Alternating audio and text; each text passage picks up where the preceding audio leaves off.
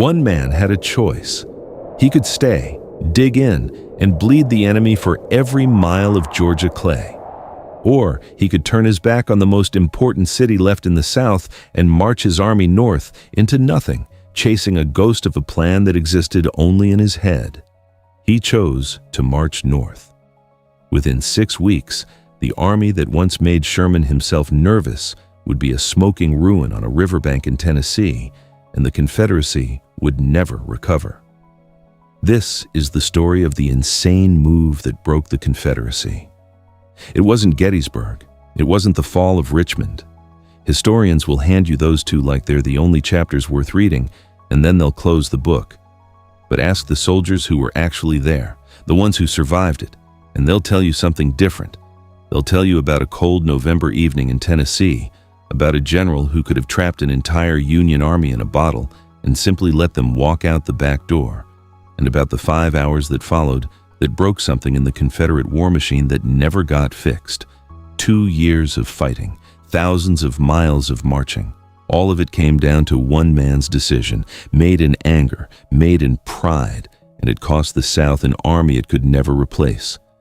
Stick around, because by the end of this you'll understand why some historians call this the single worst decision made by any general in the entire war, on either side.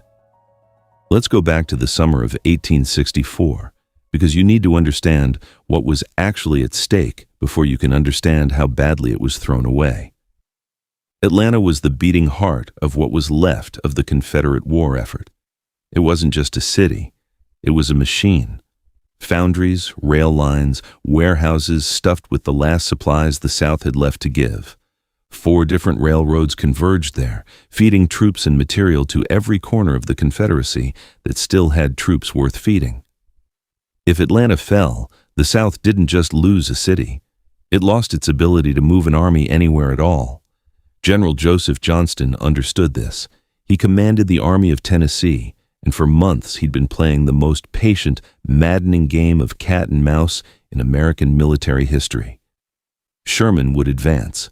Johnston would slip away, fall back to a stronger position, and force Sherman to spend more men, more time, more supplies just to inch forward. It wasn't glamorous. It didn't win headlines. But it was working. Every week Johnston bought was a week Sherman's supply lines stretched thinner, a week closer to a northern presidential election that could still, in theory, put a peace candidate in the White House and end the war on terms the South could live with. Jefferson Davis hated it. Davis wanted blood. He wanted Sherman stopped, not delayed. He wanted headlines that read like victories, not retreats dressed up as strategy. So in July of 1864, with Sherman's army camped just outside Atlanta, Davis did something almost unthinkable. He fired Johnston. In the middle of a campaign, with the enemy at the gates, he handed command of the last real army the Western Confederacy had to a 33-year-old general named John Bell Hood. Here's what you need to know about Hood, because everything that follows only makes sense once you understand the man. Hood was brave to the point of recklessness. Everyone agreed on that. He had lost the use of his left arm at Gettysburg. He had lost his right leg at Chickamauga, strapped to his saddle just to stay mounted because he refused to leave the field. He was a man built entirely out of aggression, a division commander who led from the front and never once in his career retreated when attacking was an option, which is exactly why Davis picked him, and exactly why it was a catastrophe waiting to happen. Because leading a division into a charge and commanding an entire army are not the same skill, not even close. One requires courage, the other requires patience, foresight, the ability to see 5 moves ahead and accept short-term pain for long-term position. Hood had the first quality in abundance. He had almost none of the second. Within weeks of taking command, Hood attacked Sherman's forces outside Atlanta not once, but 3 times. Peachtree Creek, Atlanta itself, Ezra Church, every single one was a bloodbath, and every single one failed to break Sherman's grip on the city. In less than a month, Hood burned through roughly a third of his own army trying to do by force what Johnston had been achieving through patience. By September, Atlanta fell anyway. The city Davis fired Johnston to save was gone, and Hood had lost thousands of men he could never get back trying to save it the wrong way. Now, here's where the story stops being a simple tale of a bad general and turns into something almost unbelievable. With Atlanta lost and his army battered, most commanders would have pulled back, regrouped, tried to shield what remained of Georgia and the vital supply lines still open to the rest of the Confederacy. Hood did the opposite. He came up with a plan so audacious, so completely detached from the reality of his army's condition, that when he presented it to Davis, even Davis hesitated. Hood proposed marching his army north, away from Sherman entirely, up through Alabama and into Tennessee. The idea was to cut Sherman's supply lines, force him to abandon Atlanta and chase after Hood instead, then somehow push all the way to the Ohio River, maybe even swing east to help Lee against Grant in Virginia. It was a plan built on the assumption that Sherman would panic and follow him like a dog on a leash. Sherman did not panic. Sherman looked at the situation, weighed his options, and made a decision that would define the rest of the war. He split his forces. He sent enough troops back toward Tennessee to deal with Hood, and then he took the rest of his army and did something that would become one of the most infamous campaigns in American history. He marched to the sea, cutting a 60-mile-wide swath of destruction straight through the heart of Georgia, living off the land, tearing up railroads, burning everything of military value in his path, and there was no army left in his way to stop him. Read that again. The man tasked with defending Georgia had just handed Sherman a clear road to the Atlantic Ocean. But Hood didn't see it that way. In his mind, he wasn't abandoning Georgia, he was executing a masterstroke. He believed that once Sherman realized his supply lines were threatened, the whole Union campaign would unravel, and that his own march north would somehow undo everything that had already been lost. It was the kind of plan that sounds bold in a tent at midnight and sounds like madness in the cold light of an actual campaign. Davis, desperate for any glimmer of hope, approved it. And so, the Army of Tennessee turned its back on Georgia and marched north into a fight that had nothing left to gain and everything left to lose.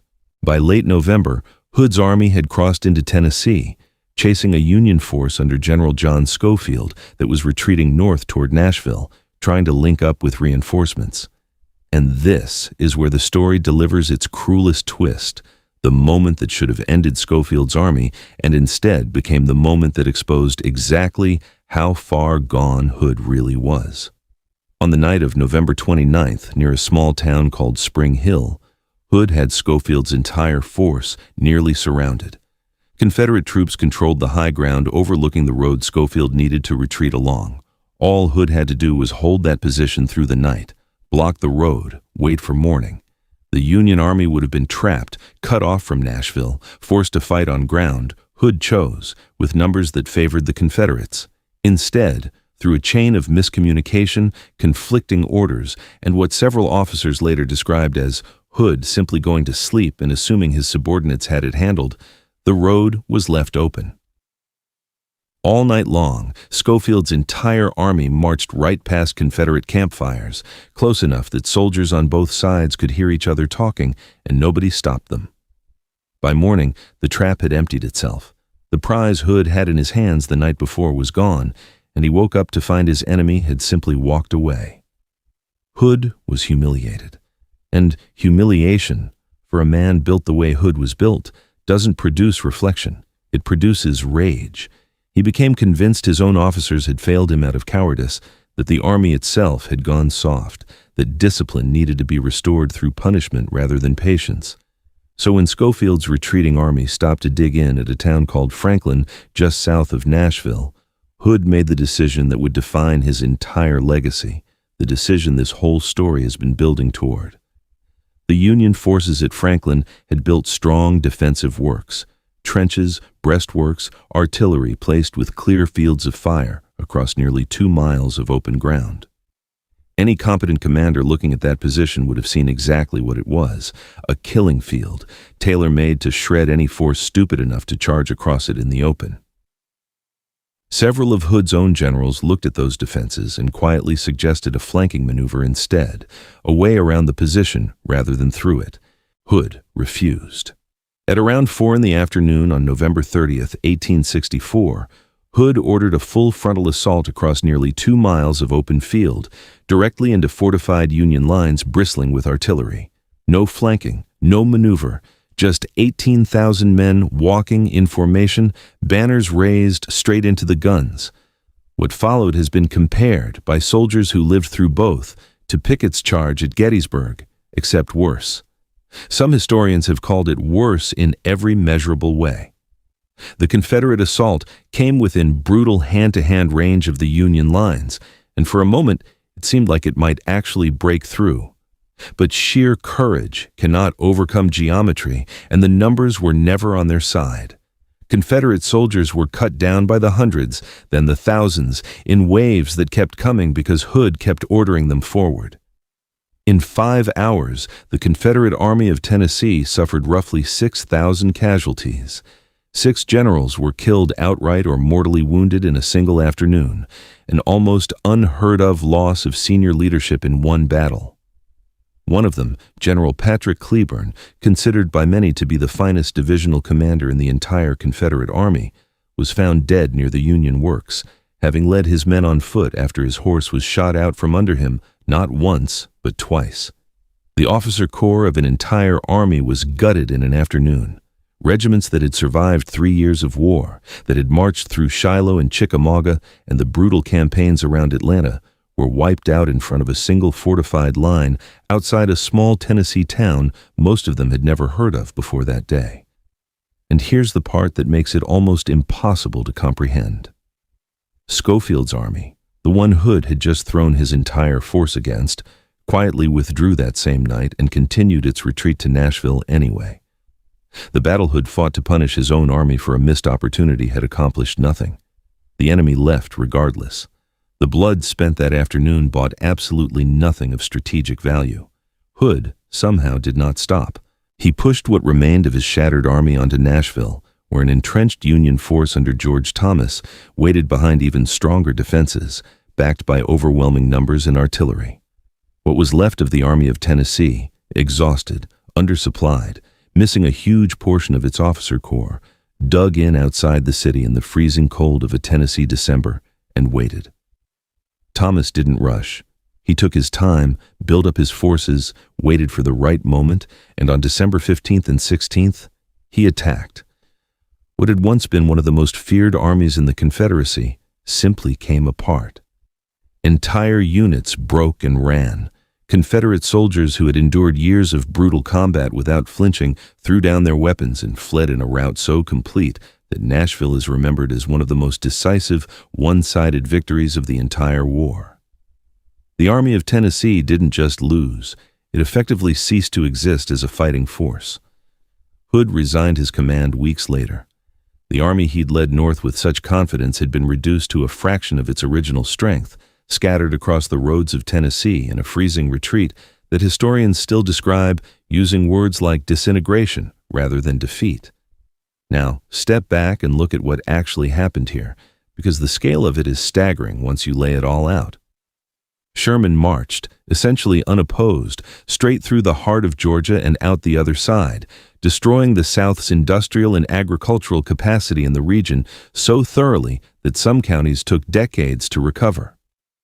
The Confederacy's only other major field army in the West was gutted in a single afternoon outside Franklin, then finished off entirely at Nashville. 2 of the Confederacy's last significant military assets, an entire theater of the war, were essentially eliminated within the span of about 6 weeks. And it happened because one general, given command he was never suited for, chose personal vindication over sound strategy, not once, but again and again, at Spring Hill, at Franklin, and finally at Nashville.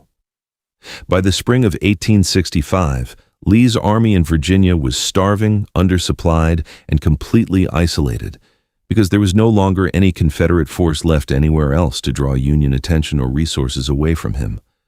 Grant could focus everything on Virginia because the war in the West was already over in every way that mattered.